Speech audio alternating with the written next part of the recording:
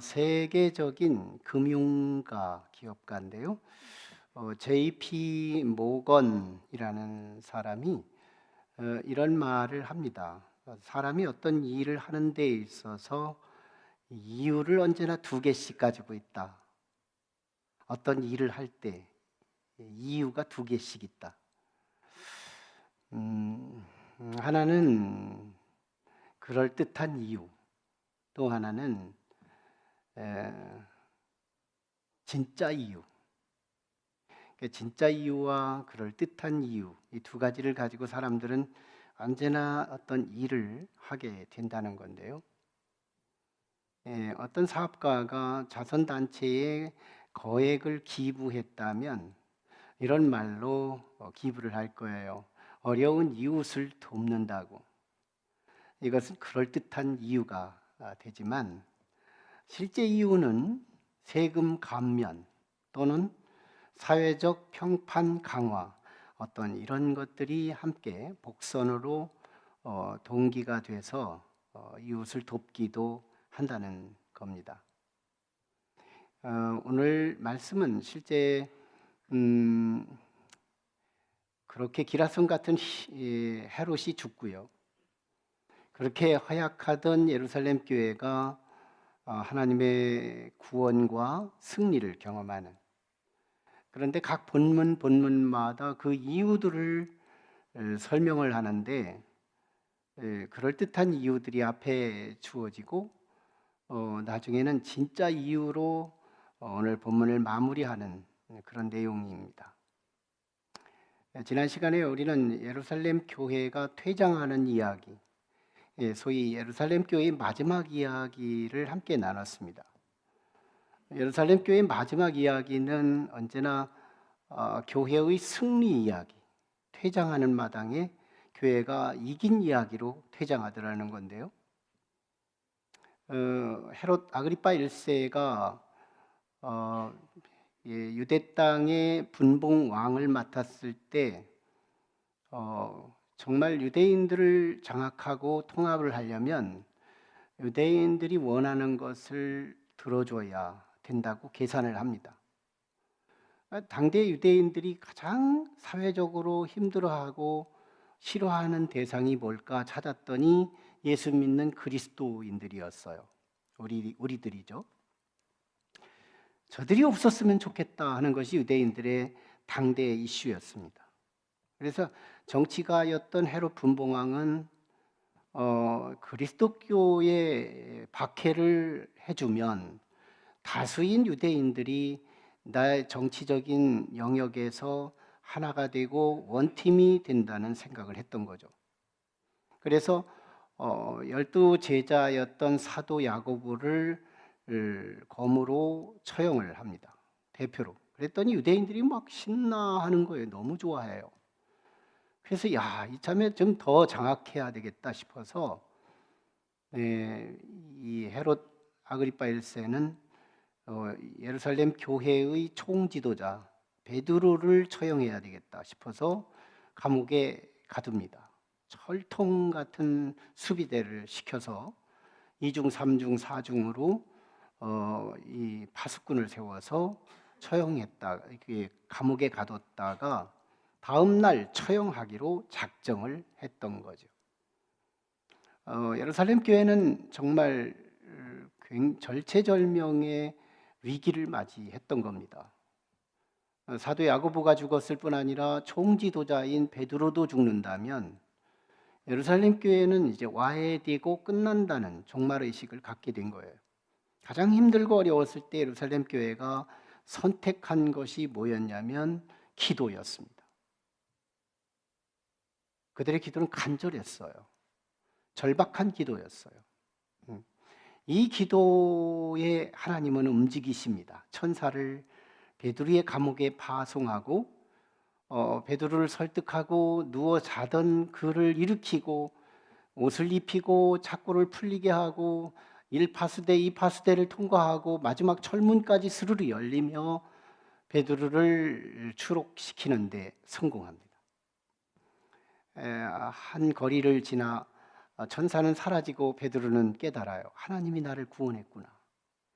그리고 베드로는 자기 집으로 가지 않고 예루살렘의 본거지 성령 최초로 내렸던 마가 요한의 집으로 향합니다. 결국은 예루살렘 교회는 구원받은 이야기, 베드로는 승리한 이야기. 이것이 지난주에 나눈 말씀이었어요. 이제 오늘 본문 이어지는 말씀은 베드로가 이제 마가 요한의 집에 가서 노크하는 장면으로 시작합니다.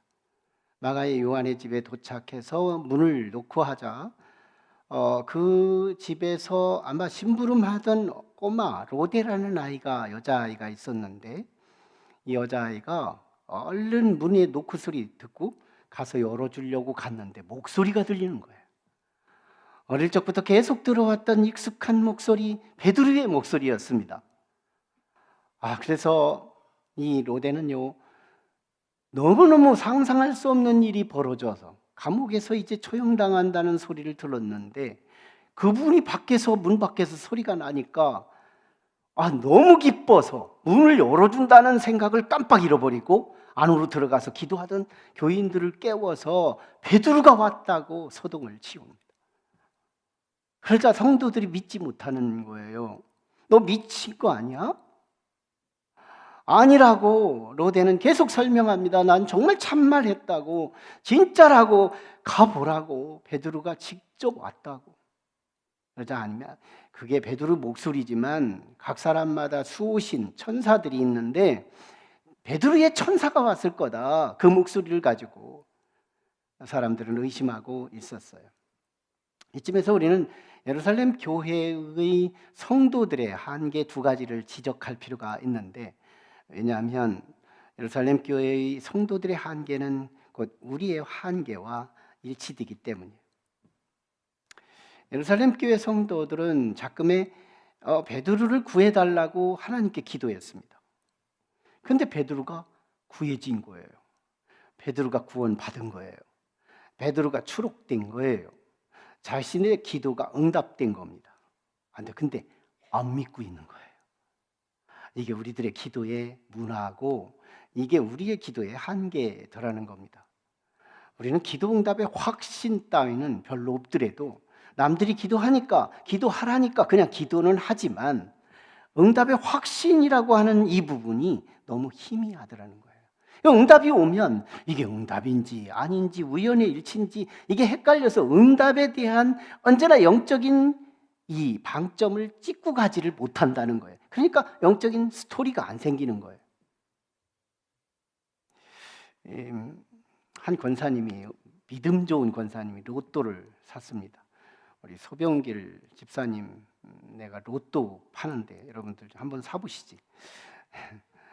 주문하시면 주일날 갖고 올지도 몰라. 한 권사님이 로또를 사고 기도를 합니다. 하나님, 로또가 되게 해달라고. 근데 이제 이 로또를 자녀들이 보관하고 있었어요. 그리고 일정이 돼서 맞춥니다. 갔더니 1등이 된 겁니다. 100억. 근데 이 자녀들이 걱정거리가 하나 생기는 거예요. 평상시 어머니가 심장이 약해서 이 얘기 100억이 됐다고 말하면 심장마비 돼서 돌아가실 것 같은 고민하다가 이 형제들이 이렇게 의논합니다. 담임 목사님한테 얘기하자고. 담임 목사님한테 얘기해서 부드럽게 지혜롭게 얘기를 하면 우리 어머니가 충격을 덜 받고 분명히 사시면서 이 100억을 누리지 않겠느냐고. 그래서 담임 목사님한테 가서 어머니를 좀 이렇게 권면해달라고 했습니다. 얘기를 해달라고. 목사님이 가셨어요. 권사님을 만나서 이렇게 얘기합니다. 권사님, 혹시 로또 100억이 되면 권사님 어떻게 하실래요? 그랬더니 권사님이 이렇게 대답합니다. 제가 100억이 된다면요, 50억은 건축 헌금하고 50억은 담임 목사님 용돈을 드리겠습니다. 그랬더니요, 담임 목사님이 그 소리를 듣고 심장마비 돼서 돌아가신 겁니다. 참, 우리가 기도를 하고 있지만 응답까지는 생각 안 하면서 그냥 하는 그런 습관이 있어요. 예루살렘 교회 성도들이 그랬다는 거예요. 직접 응답받은 거잖아요. 하나님 살아계셔. 하나님 살아계셔. 우리 기도를 들으셨어. 하나님의 귀는 밝아. 뭐 이러면서 신앙 고백을 해야 할 시점에 믿지를 못하는 거예요. 미쳤다고 그러고 막 천사가 나타났다고 하고. 또 하나의 문제점이 있다면 은혜가 작을 때는 믿는데요, 은혜가 크면 믿지 못하는 거예요. 제가 이렇게 여러분에게 약속을 하면 여러분이 믿으면 앞에는 믿을 거고 뒤는 안 믿을 겁니다. 예배 끝나면 오늘 떡 한 덩어리씩 다 드릴 거예요. 믿으시죠? 은혜가 작으니까요, 믿기도 쉬워요. 예배 끝나면 아파트 하나씩 분양하겠습니다. 이렇게 말하니까요, 2부 예배 때는 다 아멘 하더라고. 은혜가 크면 적응을 못하는 인간의 한계가 있는 거예요. 그러니까 정말 베드로가 죽음의 자리에서 살아왔잖아요. 여러분, 오늘 우리가 복음이 뭐예요? 우리는 자연인으로서 지옥 가던 인생이었습니다. 지옥이 뭐예요? 영원토록 고통당하는 곳이에요. 이게 우리의 노선이었어요. 이게 우리의 운명이고 팔자였어요. 그런데 우리가 운명과 팔자가 고쳐진 게 뭐예요? 복음을 듣고 우리는 천국 간다. 여러분, 지옥과 천국이 얼만큼 차이예요? 너무 큰 차이예요. 너무 큰 이 천국의 복음, 이게 안 믿어지는 거예요. 은혜가 너무 크니까 사람들이 실감을 못하고 믿지를 못하는 거예요. 예루살렘 교회의 한계는 곧 우리의 한계와 일치되더라는 거예요. 예, 교회 이제 마가 요한의 집에 문에서 베드로가 사람이 안에서 인기척은 있는데 문을 안 열어주는 거예요. 그래서 계속 두들깁니다. 베드로가 막 급하게 지금 얼마나 참 긴장된 시간이에요. 문을 열어달라고. 사람들이 이제 같이 가서 문에 가서 문을 열었더니 웬걸 정말 베드로가 나타난 겁니다. 응답을 받은 거예요. 베드로의 승리, 교회의 승리. 와, 할렐루야. 할렐루야 하는 사람이 하나도 없어요. 우리처럼. 정말 하나님의 역사가 일어난 겁니다. 자, 그러자 베드로가요, 여기저기서 막 시끄러워대니까, 야, 이런 일이 벌어졌어. 막 여기서 한마디씩 하니까, 베드로가 뭐예요? 쉬, 자신의 입에다 손을 대고 조용히 시킵니다. 그렇지 않아도 지금 체포당할 위기니까요, 조용히 하라. 그리고 사실 감옥에서 있었던 천사와 자기가 풀려지는 이야기를 소상하게 얘기하고, 그리고 예루살렘 교회에 지금 베드로가 없는 빈자리에 임시 담임 목사님으로 세웠던 예수님의 동생 야고보, 그에게 알려주고, 그리고 온 교회 형제들에게 다 알려줘라. 지금까지 초조하고 박해를 받고 있는 예루살렘 교회 성도들이 예수 믿는다는 이유로 지금 전전긍긍하고 있고 속이 타고 있는 성도들에게 지도자인 베드로가 샬롬을 주고 싶었던 거예요. 승리했다, 승리했다. 우리 구원받았다. 결코 베드로 죽지 않는다. 예루살렘 교회는 하나님의 보호 아래 있다. 이 얘기를 전하고 싶었던 거예요. 이게 선한 목자죠. 한편 이 이야기가, 예루살렘 교회의 이야기는 끝났어요. 한편 감옥에서 있었던 일이 다시 오늘 본문은 소개되고 있습니다. 감옥에서 파수꾼들, 큰 소동이 있게 됩니다. 안 그래도 밤에 자기들이 이 죄수 하나 베드로를 잡아 가두고 있었으면 끝까지, 그 다음에 신문을 열 때까지 이 죄수를 보존하고 있었어야 하는데 죄수를 잃어버린 거예요. 그러니 왕이 알아차리기 전에 감옥 여기저기 구석구석 찾아다니면서 베드로를 아마 찾는 과정에 소동이었을 겁니다. 근데 없는 거예요. 다음 날 헤롯이 죄수 베드로를 데려가라 이렇게 명령을 하자 도망갔습니다. 이 헤롯은 믿지 않아요. 얘가 도망갈 리 없다. 2중 3중으로 철문까지 닫아놓은 이 죄수가 어디로 도망가? 하늘로 떠 땅으로 숨어갈 수 있어. 할 수 없다는 거예요. 저들은 천사의 기적을 믿지 않아요.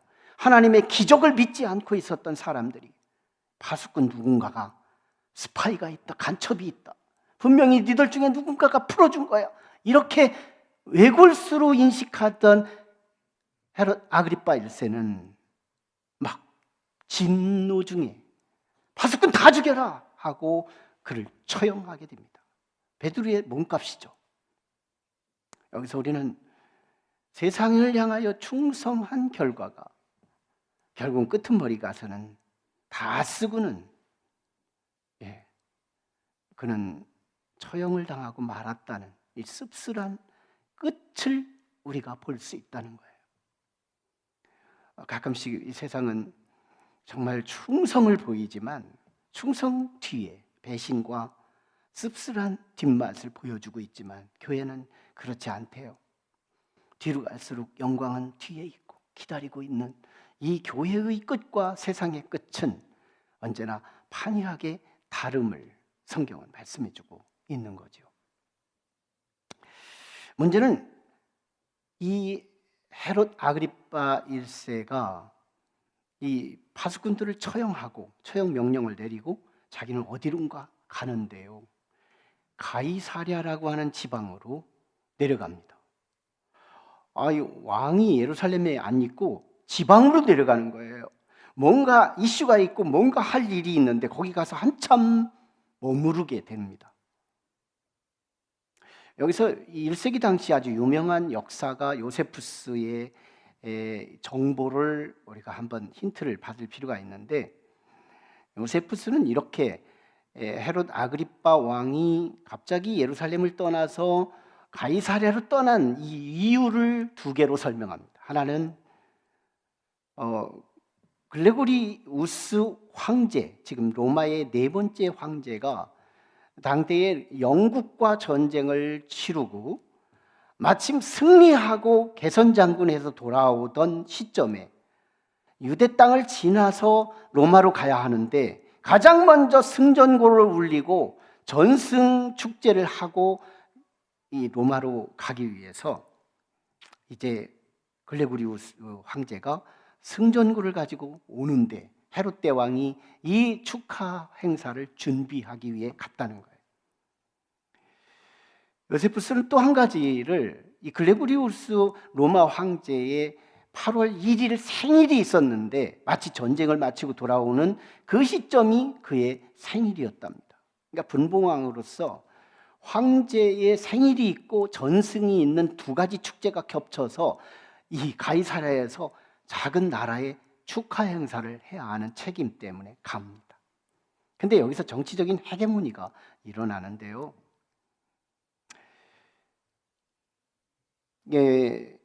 거기서 두로와 시돈 사람들, 즉 유대 변방 지역에 있던 두로와 시돈 사람들이 갑자기 헤롯이 가이사랴에 온다는 소리를 듣고, 가까운 거리니까, 그래서 가이사랴로 몰려옵니다.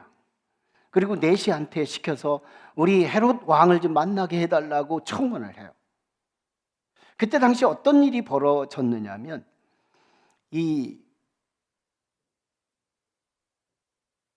지역 사람들이 솔로몬 당시에 솔로몬 성전을 건축하는 데 있어서 두로와 시돈 사람들이 공로를 제기합니다. 무슨 건축 물자를 주고 그러는 공로가 있어서 솔로몬이 두로와 시돈 사람들에게 왕이 먹는 유대 땅의 음식 곡식들을 두로와 시돈 사람들에게 특혜를 줘서 먹게 하라.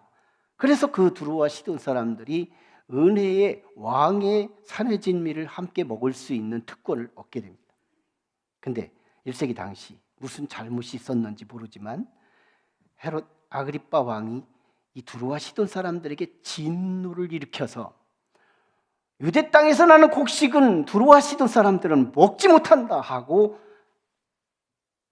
금단을 합니다. 그냥 끊어버려요. 그러자 두로와 시돈 사람들이 그동안에 먹고 사는 문제가 어려움이 찾아온 거예요. 근데 마침 로마 황제를 영접하고 전승을 축하하고 생일 축하를 준비하러 이 가이사랴의 지금 지역에 왔을 때 그들이 와서 이번에 우리가 왕과 화친을 맺지 않으면 지금 수백 년 동안 솔로몬 이후에 우리 두로와 시돈 사람들의 특혜와 그 축복을 상실하면 안 된다 해서 막 이 헤롯 왕에게 화친을 요청하기 위해 온 겁니다. 그러자 마침 헤롯 아그리빠 왕도 황제가 지나갈 때 이 분봉왕인 유대 땅의 통치를 잘한다는 소리를 듣고 싶었어요. 그래서 두루와 시돈 사람들이 데모를 하거나 불만을 내놓으면 황제한테 경질을 당할 것이 있기 때문에 내가 이참에 두루와 시돈 사람들을 화친을 맺어야 되겠다 해가지고 원형극장에 한 강단을 만들어서 의자를 해놓고, 그리고 이 헤롯 왕이 하얀 은 원피스 왕복을 입고, 그리고 정오에 한낮에 태양빛이 내려 쪼이는 이 태양 광선을 받아가며, 왕이 은빛 옷을 입었으니까 얼마나 광채가 나겠어요. 그러자 이 헤롯 아그리빠 1세가 이런 연설을 합니다. 여러분, 사랑하는 여러분, 목소리도 딴 때하고 달라요. 연출을 하는 거예요. 부드럽게 사랑을 뚝뚝 떨어펴가며 막 얼마나 정말 백성들을 사랑하는 연설을 하게 돼요. 그때 두루와 시돈의 아첨꾼들이 목소리를 높이며 22절에서 이렇게 외칩니다. 이는 사람의 소리가 아니라 신의 소리다. 신의 소리라, 사람의 소리가 아니라. 아첨을 하는 거예요. 이건 헤롯 아그리빠가 말을 잘했다는 얘기일 수도 있지만, 말을 잘한 게 아니라 이참에 아첨을 해서 헤롯 아그리빠의 왕의 마음을 사서 우리가 지금까지 끊어졌던 곡식을 다시 공급받고 우리의 삶의 문제를 해결하기 위한 아첨이었다는 것이 본문의 정서예요. 근데요, 헤롯 아그리빠는 진짜 자기가 신의 소리인 줄 알고 착각하면서 그대로 그럼 하면서 받아 먹습니다. 영광을 가로채버려요. 헤롯이 누구예요? 하나님을 믿는 유대민족의 왕입니다. 하나님을 믿는 백성들의 왕이에요. 그렇다면 그는 당연히 하나님께 영광을 돌렸어야 했습니다. 사도행전의 저자 누가는 아주 예리하게 대조하는 이야기가 있는데요, 몇 주 전에 우리가 함께 나누었던 이 가이사랴 지역에 요바에 있던 베드로가 고넬료의 초청을 받아 가이사랴에 갔을 때 그 집에 들어가자 고넬료가 베드로에게 넙죽 땅에 머리를 대며 절을 합니다. 그때 베드로가 뭐라고 하느냐? 고넬료야, 나는 신이 아니야, 나는 인간이야 하면서 그 영광을 거절하고 하나님께 영광을 돌렸던 그 멋진 이야기를 지금 대조해주고 있는 거예요. 누가는 지금 말하고 싶은 거예요. 헤롯 아그리빠는 지금 온 회중들로부터 신의 소리를 들어가며 그 예찬과 그 영광은 하나님께 돌렸어야 했다는 겁니다. 그런데 헤롯은요, 교만하기 짝이 없는 거예요. 그래서 그는 하나님의 보호막을 걷어버립니다. 우리가 평상시에 질병이 없고 그래도 아무렇게나 살아도 건강한 이유는요, 하나님께서 보호의 막을 가지고 있기 때문인 거예요. 근데 어떤 때는 하나님께서 보호의 막을 제거할 때가 있기도 한데요, 어쨌든 헤롯은 보호의 막을 제거함으로 주변에 있던 벌레들이 배를 강타함으로 복부의 장애, 부패와 터짐을 통해서 죽었다고 역사가는 말해주고 있어요. 요세푸스는 헤롯이 배를 쥐어잡아가며 소리쳐가며 죽었다고 그럽니다. 하나님의 보호를 푸른 거예요. 오늘 우리가 하나님이 보호하시면 다 죽다가도 살 수 있는 거지만, 하나님이 승인하시고 하나님이 허락하시면 건강하다고도 장담할 수 없는 거래요. 이 이야기에서 우리는 한 가지 분명한 두 가지 사례를 볼 수 있어요. 하나는 그렇게 연약한 예루살렘 교회는 구원받았고 승리지만, 그렇게 강력한 헤롯 대왕은 한순간에 패망하고 말았다는 겁니다. 이것을 각 본문마다 우리는 커트 해가지고 그 본문마다 그럴싸한 이유와 진짜 이유들을 우리가 만나게 되는데요, 한번 볼까요? 우리에게 보면 12절까지만 쭉 보면 무슨 얘기가 나오느냐? 예루살렘 교회가 기도해서 구원받아요. 이게 그럴싸한 이유입니다. 기도하니까 이겼더라는 거예요. 기도하니까 승리했더라는 거예요. 그러나 본질적인 이유가 있는 건데요. 그쪽으로 가는 거예요. 오늘 그 다음에 보면 우리는 23절까지 딱 보면 이 헤롯이 죽은 멸망한 이유도 설명하고 있습니다. 헤롯은 하나님의 영광을 가로챈 교만이었어요. 자기가 하나님이라고 착각하고 살았어요. 그때 하나님은 그의 교만 위에 심판을 내렸습니다. 틀리지 않습니다. 그럴싸한 이유입니다. 교만하면 패망의 지름길이라고 잠언서는 말씀하고 있어요. 기도하면 승리한다고 성경은 수없이 말씀하고 있어요. 그러나 24절까지를 같이 읽어보면 누가가 이렇게 말하면 더 명쾌한 결론을 질 수 있습니다. 예루살렘 교회는 승리했다, 베드로는 승리했다, 이렇게 노골적으로 표현했으면 얼마나 좋을까요? 그런데 오늘 본문 누가는 우리에게 하고 싶은 얘기가 있습니다. 더 진짜 이유는 예루살렘 교회의 성도들의 하나님의 말씀이 흥왕이 더했기 때문이라는 거예요. 이게 24절입니다. 말씀이 흥왕했다, 즉 말씀이 부흥됐다는 거예요. 여러분, 우리는 부흥은 하나가 둘 되고 둘이 넷되고 백이 되고 천이 되고 양적으로 늘어나는 것이 부흥이라고만 생각하고 있지만, 성경에서 말하는 부흥은 내 내면 속에서 하나님의 말씀의 가치가 있는 사람인 거예요. 하나님의 말씀에 가치 있는 사람, 이 사람이 부흥인 거예요. 하나님의 말씀, 이게 우리로 하여금 부흥하게 하는 첫 번째 부흥입니다. 말씀이 중요한 거예요. 내 말이 중요한 게 아니에요. 헤롯이 중요한 것처럼 헤롯이 자기의 말을 궤변처럼 늘어놓다가 백성들로부터 신의 소리라고 예찬받았던 그것 때문에 그는 죽었지만, 예루살렘 교회는 그 말씀 때문에 살았고 베드로는 그 말씀 때문에 구원받았다는 얘기입니다. 우리가 신앙생활을 하면서, 그리고 사도행전의 중반 넘어가면서 우리가 찾아야 할 진짜 축복의 이유, 그리고 구원의 이유, 그게 뭐냐? 생명의 말씀입니다. 시편 119편 105절에 보면 주의 말씀은 내 발의 등이요 내 길의 빛이니이다. 어두컴컴한 영적으로 어두운 이 세상을 살아가면서 주의 말씀이 있기 때문에 우리는 빛으로 갈 수 있고, 등잔빛으로 우리 가야 할 바를 방향을 설정하고 갈 수 있더라는 거예요. 시편 1편은 뭐라고 말씀할까요? 복 있는 자와 복이 없는 자로 갈라줍니다.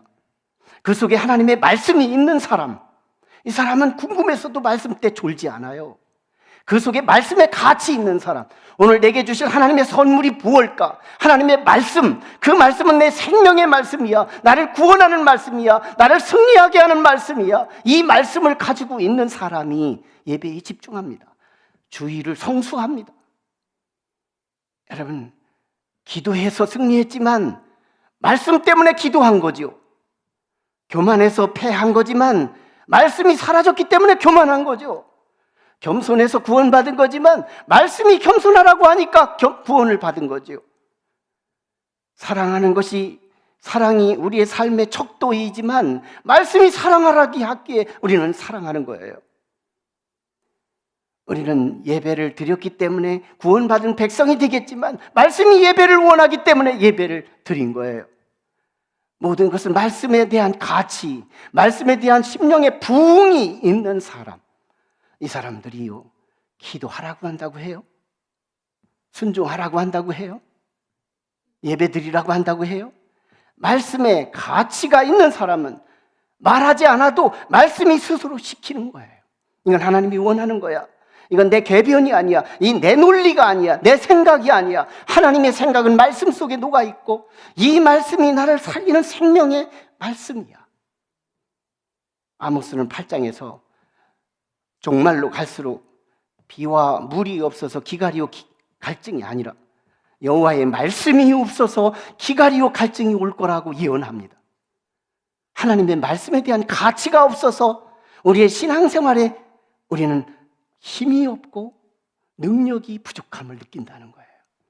말씀이 살아있고 말씀에 대한 가치가 분명한 사람, 살아있는 사람, 부흥된 사람, 흥왕된 사람, 이 사람은요, 누군가가 말하지 않아도 스스로 알아서 움직입니다. 여러분, 우리는 말씀과 함께 나의 서사가 있을까요? 내러티브, 이야기, 자신의 삶의 이야기, 하나님과 나와 함께 만나 교제하며 이룬 나의 이야기가 있냐고요. 내 삶의 나 혼자만의 이야기는 헤롯 대왕의 이야기라면, 예루살렘 교회의 이야기, 베드로의 그 이야기는 하나님과 함께 섞여진 이야기예요. 이게 내러티브예요. 진정한 내러티브가 되기 위해서는 3대 요소가 필요한데, 첫째는 인물이요, 두 번째는 사건이요, 세 번째는 삶의 배경입니다. 이 배경 속에서 참 드라마틱한 이야기를 만들어내는 삶, 이게 예루살렘 교회의 이야기였어요. 헤롯은 궤변의 이야기였지만 예루살렘 교회는 정말 내러티브한 서사를 만들어내는 이야기였어요. 예수님의 이야기 속에서 한 생명을 살린 이야기로 말씀을 마무리합니다. 요한복음 8장 1절로 11절에 보면 가늠하다 현장에 잡힌 한 여자가 있었어요. 그는 이제 예수님에게 나가가는 것은 죽기보다 힘들었습니다. 너 예수님께로 한번 가자. 예수님 앞에 가자. 죽기보다도 싫었어요. 그런데 끌려갔습니다. 어쩔 수 없이 주님 앞에 다가왔어요. 죽기보다도 싫었던 예수 앞, 그 앞에 갔는데 주께서 말씀하시기 시작합니다. 사람들이 예수님에게 유혹해요. 예수여, 모세는 이런 사람을 죽이라고 했는데 당신은 어떻게 처신하겠습니까? 예수님은 굉장한 시험거리에 걸렸습니다. 죽이라고 하면 로마법을 어기고 살리라고 하면 모세의 법을 어긴 자에서 딜레마에 빠진 겁니다. 그러나 말씀의 주체가 되신 예수 그리스도는 지혜 덩어리였어요. 지혜. 사람이 올가미를 거쳐도 그 올가미에서 빠져나올 수 있는 지혜의 예수. 그분의 한마디가 이 여인을 구원합니다. 말씀이 생명의 말씀이었던 거예요. 누구든지 죄 없는 자가 돌로 치라. 죄 없는 자가 돌로 치라. 아마 성령께서 감동시켰을 거예요. 다 주마등처럼 자신의 죄가 떠오르기 시작합니다. 양심의 가책이 되기 시작합니다. 그래, 나는 죄인이지. 안 들켰을 뿐이지. 그들이요, 힘줄 있게 돌을 들고 있었던 돌들을 하나씩 내려놓고 하나씩 둘씩 뒤로 물러나며 예수님, 이 여자 단둘만 남게 됩니다. 예수님이 이 여자를 살린 멘트, 한 말씀, 누구든지 죄 없는 자가 돌로 치라. 로마서는 말씀합니다. 의인은 없나니 아무도 없다고, 누구나 다 죄인이라고 이렇게 말씀하는 이 말씀을 근거에 주님은 현장에 말씀을 던진 거예요. 이 말 한마디가 이 여인을 살린 거예요. 그러나 보십시오. 이 이야기는 내 얘기를 유비한 겁니다. 우리 각자를 비유한 겁니다. 나 하나 살리기 위해 주님의 말씀이 우리의 심판대 앞에 섰을 때 주께서 우리를 향하여 나를 살리는 한마디, 주님의 말씀이에요. 그 말씀이 우리를 천국 가게 인도할 겁니다. 어두운 세상에, 칠흑같이 어두운 세상에 어디로 가야 할지를 알지 못하고 있는 우리들에게 내 발의 등이요 내 길의 빛이 되신 예수 그리스도의 생명의 말씀, 이 속에서 부흥이 된다면 말씀이 중요하구나. 그래서 우리 교회에 큐티집이 있어요. 셀라이프가 있어요. 이런 거 보고서 말씀 묵상하고 성경 혼자 통독하고요. 주의 말씀을 들릴 때 우리는 그 말씀을 들으러 다 정말 궁금해서라도 말씀을 듣기 위해, 경청하기 위해 교회를 찾아오고요. 그럼 벌써 부흥이 된 거예요. 그런 사람은 기도하라고 하지 않아도 기도합니다. 예배하라고 하지 않아도 예배합니다. 사랑과 희락과 화평과 오래 참음과 자비와 양성과 이거 설명하지 않아도 그것은 내 것이 됩니다. 말씀이 없기 때문에 기도가 없는 거예요. 말씀이 무시되기 때문에 우리는 겸손하지 못한 거예요. 사랑하지 못하는 거예요. 우리는 신앙의 자리를 지키지 못하는 거예요. 그 속에 말씀이 있다면 우리는 잔소리로 신앙생활하지 않습니다. 말씀이 나를 재촉하고 말씀이 나를 인도하기에 말씀이 나의 등이요 말씀이 나의 빛이니 어두운 세상에서 말씀 따라가다 예루살렘 교회의 승리가 베드로의 승리가 곧 우리의 승리가 될 줄 믿습니다. 우리 같이 기도할 때 이 시간에